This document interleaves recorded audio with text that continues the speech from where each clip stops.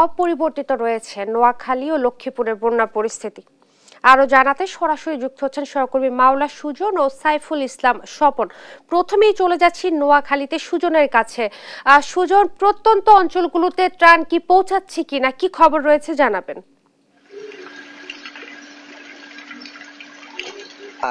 ইশরাত, আপনার যদি বলছিলেন বন্যা পরিস্থিতির কথা, তা আপনাকে যদি বলতে হয় যে বন্যা পরিস্থিতি নোয়াখালীতে দিন দিন অবনতির দিকে যাচ্ছে। এর কারণ হিসাবে যে টানা বৃষ্টি একটি কারণ রয়েছে, এছাড়া যে উজানের পানির ঢলও রয়েছে এটার জন্য দায়ী। তবে আপনাকে যদি আমার পিছনে একটু দেখাই তাহলে আপনি দেখতে পাবেন যে দিন দিন পানি বাড়ছে। আমি এখন দাঁড়িয়ে আছি নোয়াখালী জেলা শহরে, কিন্তু আপনি দেখতে পাচ্ছেন যে বিভিন্ন বাসা বাড়িতে পানি হু হু করে প্রবেশ করছে এবং এই পানিগুলো যে বাসার যে নিচতলা পর্যন্ত, যে সিঁড়ি পর্যন্ত পৌঁছে গিয়েছে। তো এইভাবে যদি বৃষ্টি অব্যাহত থাকে, আশা করছে যে খুব শীঘ্রই এসব বাসা বা বাড়িতে পানি প্রবেশ করবে। আর আপনি ত্রাণ সামগ্রীর কথা বলছেন, যে আপনাকে একটি তথ্য জানিয়ে রাখতে চাই, নোয়াখালীতে মোট সরকারি হিসাবে 1098টি আশ্রয় কেন্দ্র খোলা রয়েছে, যেখানে প্রায় 2 লাখের মতো মানুষ আশ্রয় নিয়েছেন।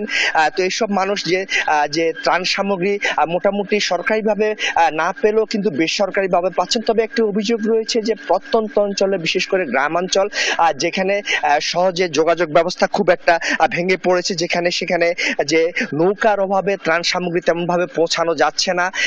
তো এই হিসাবে যে স্বেচ্ছাসেবী সংগঠন, বিভিন্ন ব্যক্তিগত যারা ত্রাণ বিতরণ করছেন, তারা চেষ্টা করছেন রিমোট অঞ্চল, যারা দুর্গম অঞ্চল বা প্রত্যন্ত অঞ্চল, গ্রামীণ জনগোষ্ঠীর মাঝে যদি ত্রাণ সামগ্রী পৌঁছানো যায়, তারা নৌকার মাধ্যমে চেষ্টা করছেন, তারা পায়ে হেঁটে চেষ্টা করছেন।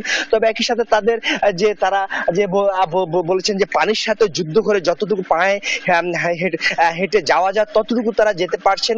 আর মাঝে মাঝে তারা ক্লান্ত হয়ে পানির ভিতরে তারা কিছুক্ষণ করছেন, যে পানির সাথে তারা যুদ্ধ করে আর পারছেন না, যেদিকে যাচ্ছেন শুধু পানি আর পানি, পানি আর পানি। তারা বলছেন আসলে পানির সাথে হেঁটে হেঁটে যাওয়াটা একটু দুষ্কর ব্যাপার হয়েও দাঁড়িয়েছে ইশরাত।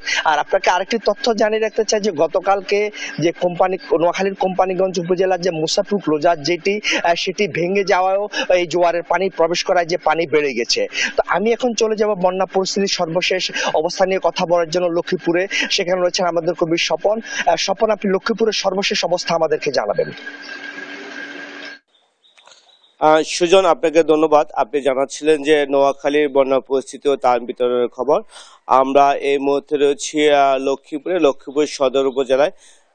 লক্ষ্মীপুরে 5টি উপজেলা প্রায় 60% এলাকা, 60 থেকে 70% এলাকা বন্যা পানিতে পানিবন্দী হয়ে রয়েছে এখানকার মানুষজন। লক্ষ্মীপুরের জেলা প্রশাসন আমাদেরকে যেটি জানিয়েছে 8.5 লাখ লোকের মতো মানুষ বন্যায় পানিতে পানিবন্দী হয়ে রয়েছে। গতকাল সকাল পর্যন্ত লক্ষ্মীপুরে আশ্রয় কেন্দ্রগুলোতে আশ্রয় নিয়েছে প্রায় 10 থেকে 12 হাজার। আমরা আজকে সকালে কথা বলেছি, সেখানে বন্যা আশ্রয় কেন্দ্রতে আশ্রয় নিয়েছেন প্রায় 30,000-এর উপরে জনগণ, এবং অনেকে যাদের বাড়িতে পানি উঠেছে সে অনেকে আশ্রয় কেন্দ্রে না উঠে তাদের আশেপাশে আত্মীয় স্বজন যারা ছিল, যাদের উঁচু ঘর বাড়ি রয়েছে, সেখানে আশ্রয় নিয়েছে। তো লক্ষ্মীপুরে এখন পর্যন্ত আমরা যেটুকু খবর নিয়েছি এবং প্রশাসন থেকে জেনে জানিয়েছেন যে লক্ষ্মীপুরে ত্রাণ সহযোগিতা আসে অপ্রতুল রয়েছে।